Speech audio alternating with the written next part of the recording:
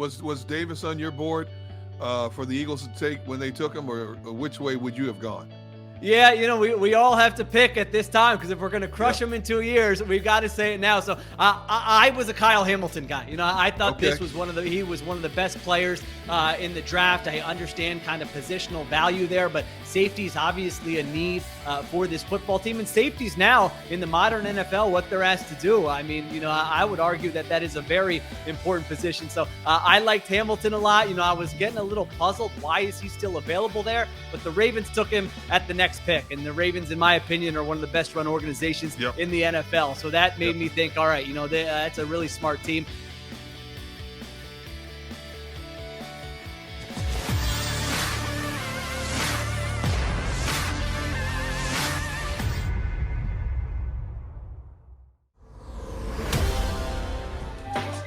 All right, we're all here.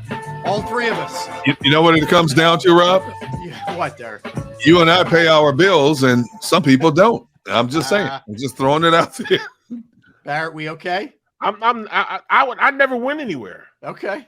I was sitting right here looking at you guys. Well, you kind of froze, so we're You glad froze, we have you bro. back. Yeah. And I was just being very still. Okay. Is that what it was? Yes. Okay. All right. You're good. You must have been good at the robot back in the day when you were breakdancing. That was really good, man. You know who else was a great breakdancer from what my sources tell me back in the day? Who's that? The one and only Sheil Kapadia from The Athletic. You can check out Sheil. There he is. Sheil, what's up? On Twitter, going on, Sheil man? Kapadia. Sheil, is that true? Were my sources correct? With the I was going to say, I've had a lot of intros in my day. I don't know that I've ever been introduced like that. So, no, I can neither deny nor confirm. I'll let that hang out there a little bit. All right. There's a lot of chatter about that. I'm just saying. I don't know where that stands. Sheil, great to have you. Great to have you, man. First off, I want to know, man. Yeah. I mean, you've been going from Washington, Seattle, Washington for a long time, man. Do you miss the weed, man? I mean, they say weed is great, man. It's everywhere now, Barrett. I can go down the street here. I mean, instead of Starbucks, they had Starbuds down the street. So I don't know that it's gotten that far, but I don't think that's a problem anywhere now. Hey, for the record, 18 states now officially allow recreational weed. 18 states. There you go. I saw on TV the other day. They just legalized it somewhere. And you see this cop walk up to this guy and take a puff out of a joint, gave it back to him, and kept on walking. Yeah. Sheil's like, what did I get myself into here? Right. Breakdancing, weed. There's no holds barred on this show, Trying to break Sheil. the ice, man. Just trying to break the ice. I like this. No, we don't need to be buttoned up. We don't need to be polished. We can just let it fly here. No, it's flying. Something's flying. Right. I don't know what. But Sheil, let's do. I mentioned this earlier. Your perspective. First of all, I respect your work, and I just love your perspective because you're here, but you obviously have a very close eye on the Eagles, but you also follow this thing from a national level around the NFL. What's the vibe around the league of how the Eagles did this weekend, including the AJ Brown trade? Yeah, I think they're considered winners pretty much anywhere you look from what they did over draft weekend. I mean, to be able to acquire a 24-year-old wide receiver who really is an all-pro caliber guy when he's healthy, that I think is a home run move. And then the draft, we can obviously get into that. I think you can look at it from a couple of sides with Jordan Davis. Should they have taken Kyle Hamilton? Are there concerns about whether Davis is going to affect the passer? But man, when you just look at the ceiling of a guy like Jordan Davis with that athletic profile and a guy who was a productive college player, that wasn't really viewed by anyone that I've talked to as a stretch at where they took him. Was Davis on your board for the Eagles to take when they took him, or which way would you have gone?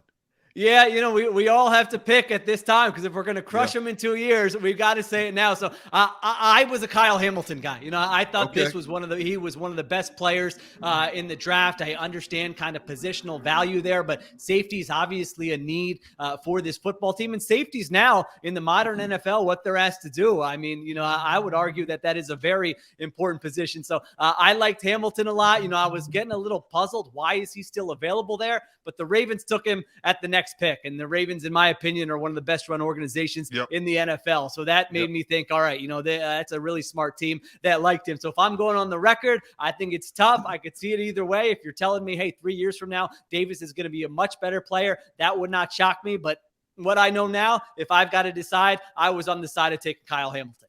Yeah, I was too, man. But just looking at how he did this, the last 2 drafts, I think he's starting to listen to a lot more people, in his decision making. I mean, look, he went out and got Pascal for the head coach. He got, what they're saying is Jalen Hurts' best friend, in Brown.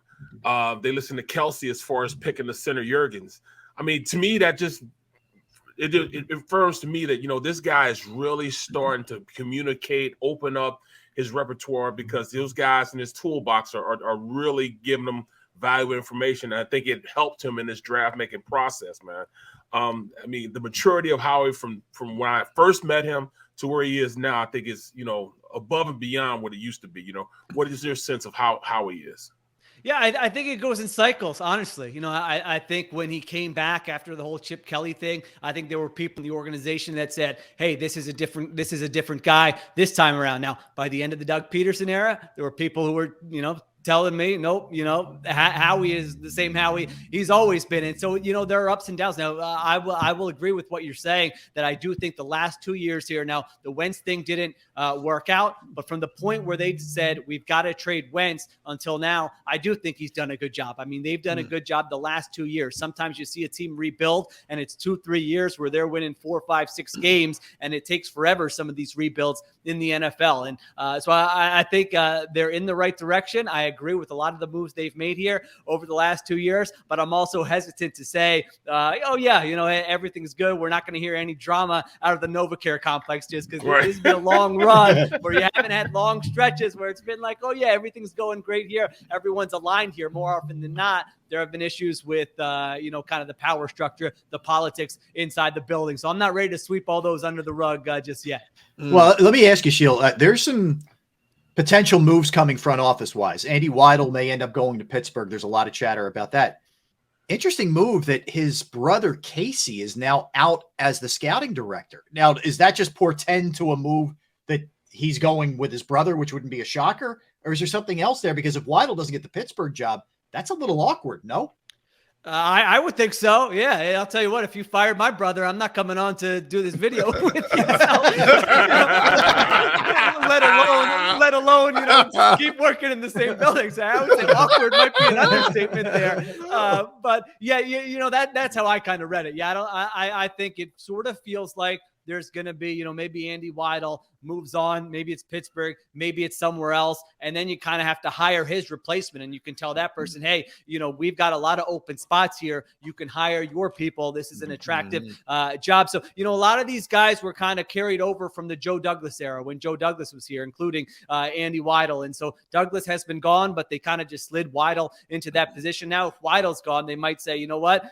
You've got kind of a faction there that are Howie's guys who have been there through different regimes. They're going to remain. But these guys who might have been more on the Weidel, Joe Douglas side, they might say, hey, we would like to move on with some of the guys we know in the NFL. And the Eagles might say, well, yeah, you can go ahead because we're going to bring someone new in and we're going to let them hire their people. So that's kind of my read on it. Now we'll see here. I could be totally wrong in the next 2-3 weeks or months. We'll see what happens. But that's kind of how I view it based on what we've seen here in the last 24 hours.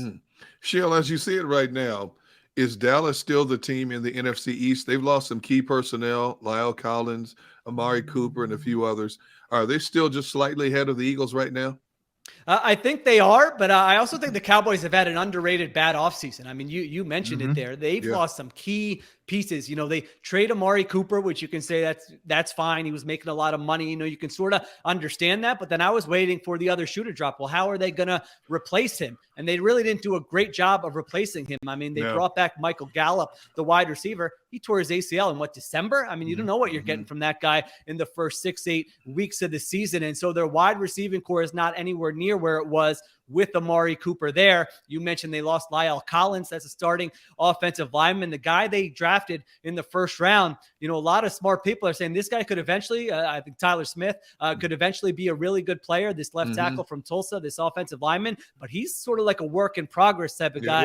From the people, penalty machine. He's a penalty machine. Exactly. So, if we're just looking at 2022, like that could be a weak spot for them as well. Randy Gregory, they had the drama with him where they thought they signed signed him. He didn't like a little clause in the contract. He signs with the Broncos. I mean, he was a very good pass rusher for them as well. And then hanging over that whole Dallas situation is Sean Payton. Sean Payton's out there. He's been the apple of I mean, what was it? 6 years in a row. Obsessed. The rumor is Sean Payton going to Dallas. Right. And now Sean Payton's actually available. And so if you're looking at Mike McCarthy saying he hasn't done, no one would say he's done a great job. And now you're going into kind of this high pressure year where if it doesn't work out for Mike McCarthy, I mean, we all know that it feels like Jerry's going to be calling Sean Payton in November, December, if that thing's not working out. So if I'm just looking at it talent wise, Dallas is still a good team. I think they've still got the best quarterback, but I do think that, gap has kind of shrunk a little bit, and they're kind of a high variance team where if that thing went off the rails this year, that wouldn't shock me either.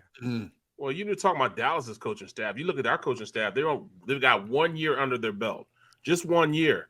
What would you grade, looking at Nick Sirianni as rest of his coaching staff?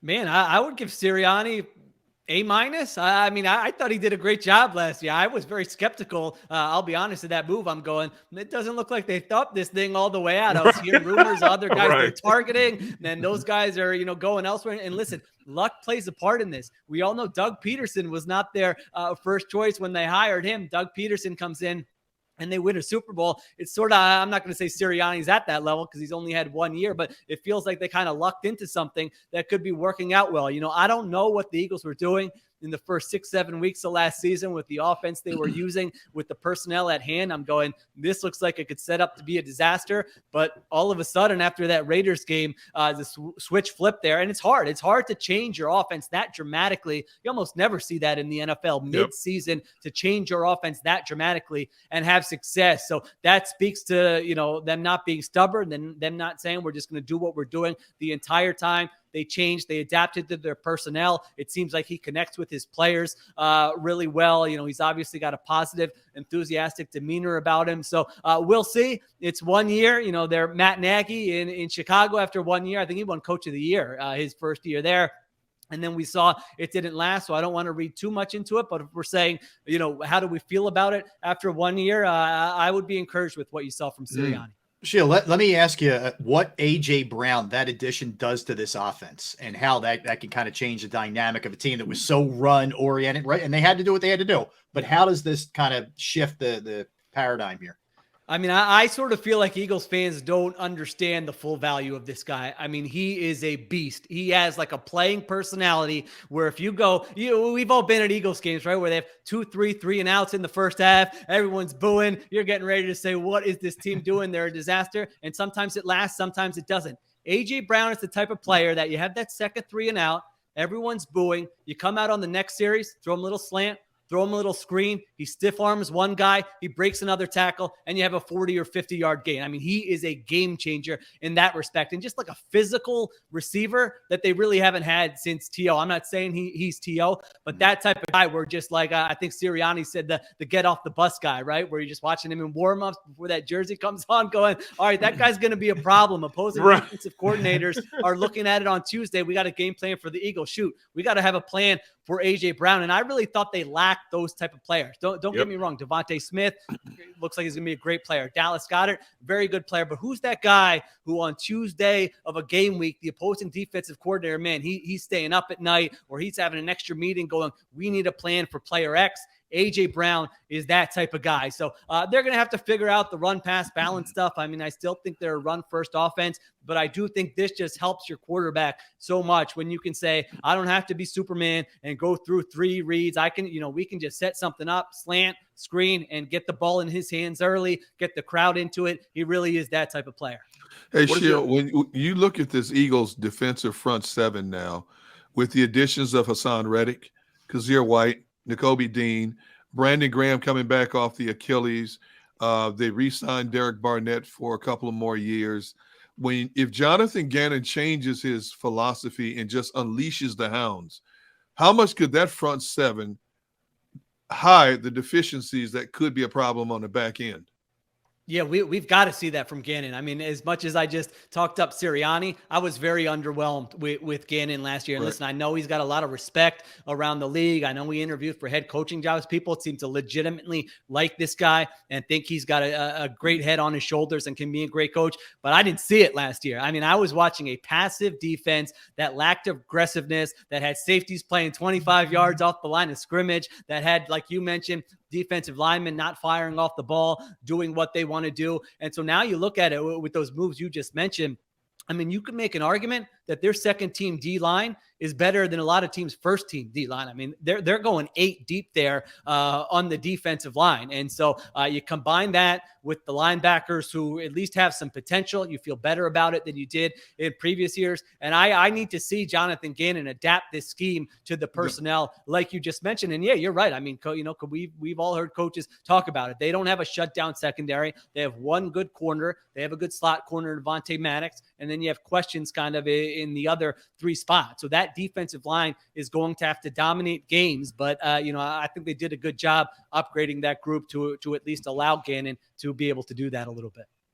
You bring up the linebacker, Sheil, so let's piggyback off of that for a minute. Nakobe Dean ends up falling to them, and to much surprise from a lot of folks. We didn't hear a lot of the medical stuff that was later on leaked about him going in. I don't know if you had heard anything going into this thing, but he lasts all the way until 83, whatever it was, where the Eagles grabbed him. How surprised were you? And, there is a risk there. The pec, the knee, we hear things. He's not as tall as some people would like, whatever. But for the best defense in college football, you ask any coach there, he say this is the best player on our defense. So what do you think about that? Yeah, I was very surprised. It seems like every year there are those 1 or 2 guys where you say, wait a minute, why is this guy still available? And I think it's important to ask that question because let's be honest, 82 times this guy got passed over. And we all watched Georgia going, how would this guy get passed over 82 times in the draft? So you do have to certainly keep that in mind, whether it's the medical stuff, whether it's he didn't do any athletic testing before the draft. So if teams were thinking, you know what, he doesn't look like, the greatest athlete out there, even though he's been a great player, we would like to get some of those numbers. You weren't able to get those numbers. He's 5'11", 229, a little undersized. So maybe not every scheme is going to say we want this guy. So I think you add all those things up and we'll see. I mean, the medical one is the big one. We'll see if that ends up being a factor for him. But man, to me, at 83, 3rd round, no brainer, for a team that's been starving for linebackers and now get a guy in here who, honestly, if he's an average starting linebacker with all the intangibles he brings, that's a win in the 3rd round. I mean, the 3rd round, you're usually not it's finding... an upgrade. It's an upgrade. I mean, it's an upgrade. If he's just like that alpha who's getting everyone set up before the snap and being that kind of, that emotion, that energy, that leadership that you need, and then his play is average, huge upgrade from what they had last year. And then you do have that upside. I mean, like you mentioned, that Georgia defense, best one we've seen in college football in 10 years, 20 years, our lifetime. I mean, you could make all those arguments. And this was the guy. I mean, this was the guy at the heart of that defense. So I think his personality, I think Eagles fans are just going to fall in love with this guy. I'm just hoping he can stay healthy so that you can see all that other stuff that he does on the field in addition to those intangibles. All right. I want to flip it back over to the opposite side of the ball. Everybody's talking about Jalen Hurts. His arm's not strong. He can't read. I think this is going to be one of those prove-it years for him. Not prove-it year to the Eagles, but proving everybody that he is a better player than where everybody's giving credit for. I do think that you can go out, you can become a better reader of defenses just by the reps and seeing different things. I believe you could become a better technician to get your throws out on time because you learn how to do that. All these things can be coached into you. I'm really getting tired of people saying that he's not going to be a good quarterback because he didn't have a good year last year. No, you learn every year. He played four games his rookie year. So last year was really his step in his indoctrination into the NFL as a starter. Now you're going to get that big leap going into the next year. I think he is going to show everybody, yes, he can play. You know what I'm saying? But what is your sense of what you think Jalen Hurts is? Yeah, I think he's got a chance. I mean, when you see the moves they made, it's exciting because Hurts is in position to succeed now. Like that offense, I think, is going to be a top 5 offensive line in the NFL. They've got depth. They can withstand some injuries up front. And then A.J. Brown, Devontae Smith, and Dallas Goedert. Like, I haven't gone through every NFL team, but man, that is a good group, especially complement each other for what they want to do. So I think what you're saying is fair, Barrett. You know, there were times last year, like some of those throws on go balls down the sideline where, you know, it's a combination of he doesn't have the strongest arm, but the timing's off. And so one of those things has to change. And the thing that you mentioned is if the ball comes out a little bit earlier on those, then you don't have to have the strongest arm, and the timing, you can work on that. And so he really does have a chance. I think he's in position to succeed. I think from an Eagles perspective, they're looking at this going, all right, we've put the pieces in place.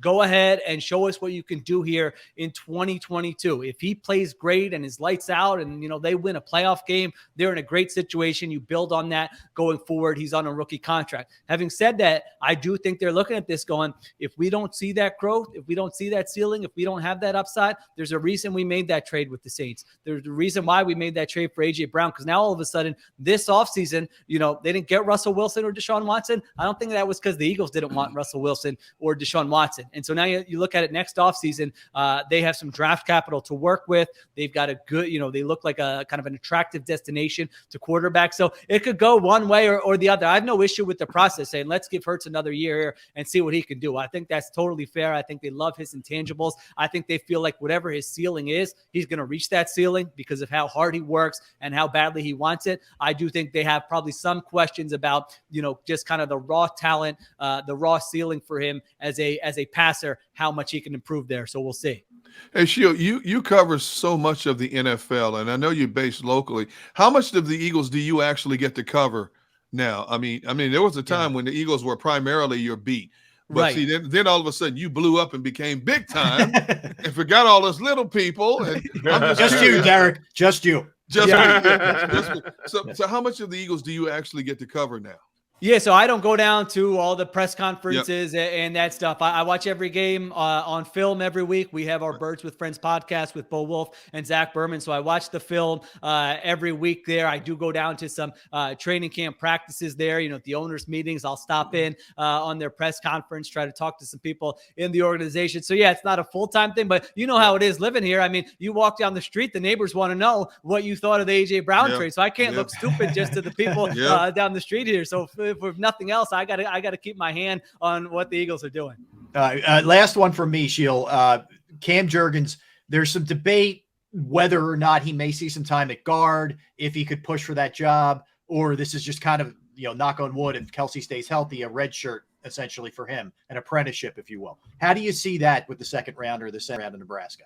Yeah, Jergens was a tough one for me because I think he's a very good prospect. I mean, I don't want to say anyone's Jason Kelsey, but, you know, people you talk to do say he's like a mini Jason Kelsey with his athleticism and the way he played at center. Having said that, you know, Kelsey's going to play this year. So if he doesn't get injured and you're not playing Jergens at guard, you're wasting 1 out of 4 years with this rookie. Now, even if Kelsey thinks right now, this is my last year, I'm going to retire, we know how it goes. I mean, it's hard. You know, you change your mind. If Kelsey plays like an all-pro and they have a great year, is he going to say at the end of the year, yeah, I'm sticking to that? And so I think they have to have some kind of plan. I would like to see if they feel like he's big enough, versatile enough to play guard. If he is, then that pick makes a lot of sense to me. But I do wonder if this was just a Kelsey replacement plan, then I'm wondering if that was the right move, because you're talking about maybe wasting 1 or 2 years on a guy's rookie contract, which those are only 4 years.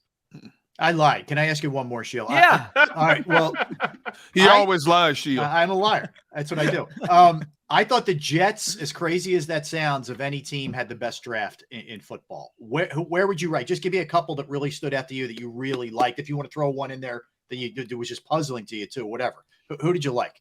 I love the Ravens draft. Not to keep talking them up, but man, Kyle Hamilton, Travis Jones, the kid from Michigan, Ajabo, the defensive end. I mean, they just had pick after pick where I'm going, this organization knows what it's doing. And they also draft for volume. So they go into it thinking we're not smarter than everyone else. We're not going to nail every pick. Let's make sure we have 11 picks going in. We miss on some people. That's okay. We're going to have good players here. So I did love their draft. I mean, if you're a Jets fan, you have to be excited about their draft. Now, I don't know if the quarterback can play there. We'll see. It was only a rookie year. I'm not going to count him out. But the funny part about the Jets is if Zach Wilson can't play, like, nothing else really matters for them. They're going to stink again, no matter how else you surround him with. So those were a couple that were good.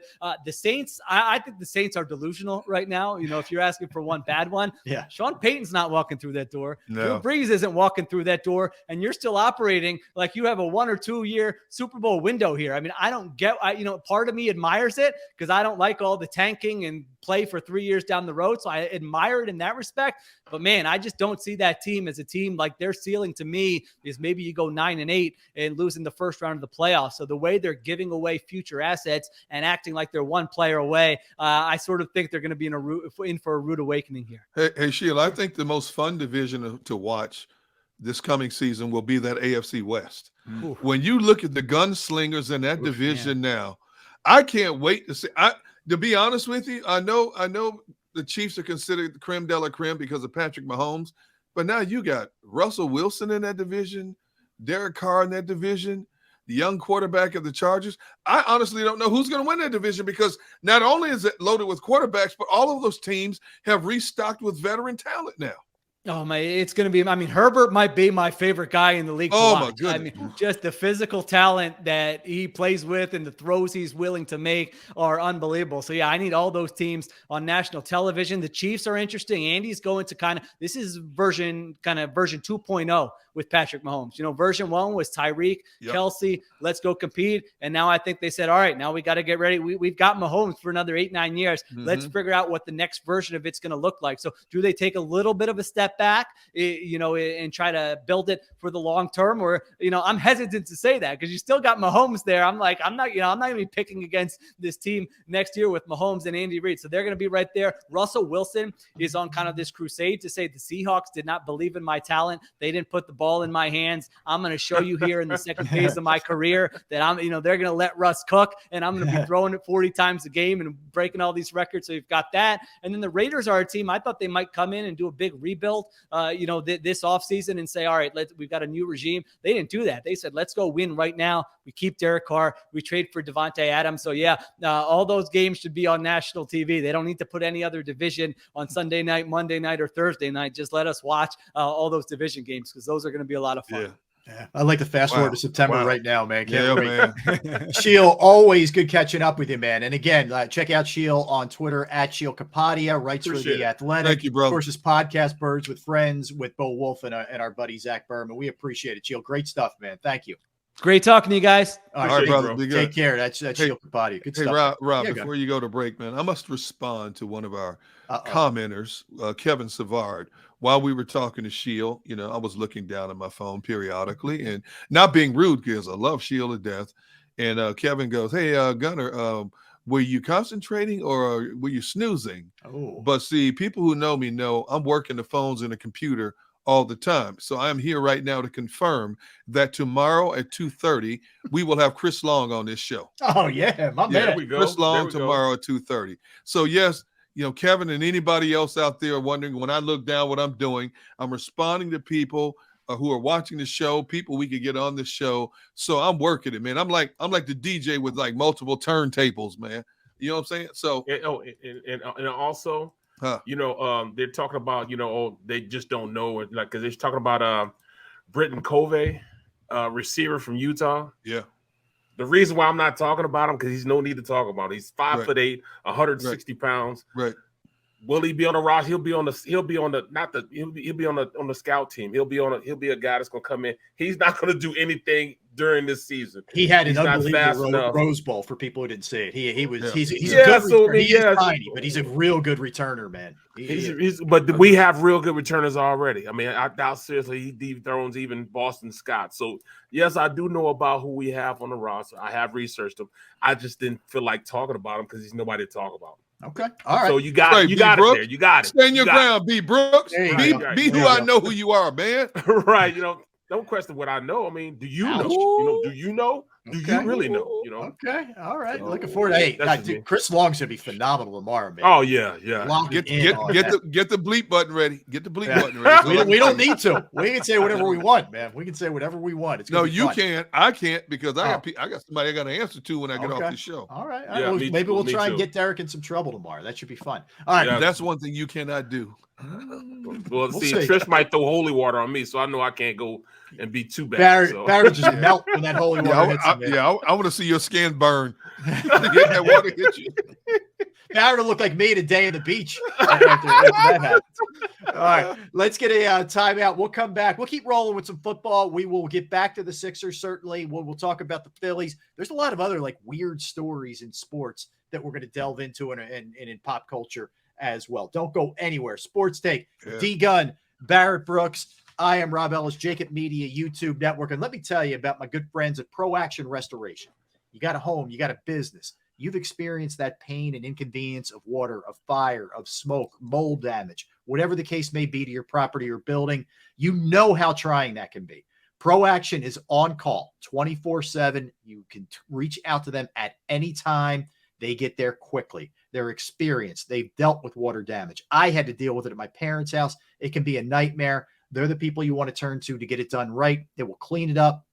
The crew is professional, and the price is very reasonable. They're licensed, bonded, and fully insured. They're serving the tri-state area for more than 2 decades. Pro Action will work in conjunction with your insurance company, whether it's water, fire, smoke damage, mold remediation, you name it, they can handle it. Give them a call, 610-623-3760, or email them at proactionrestoration.com.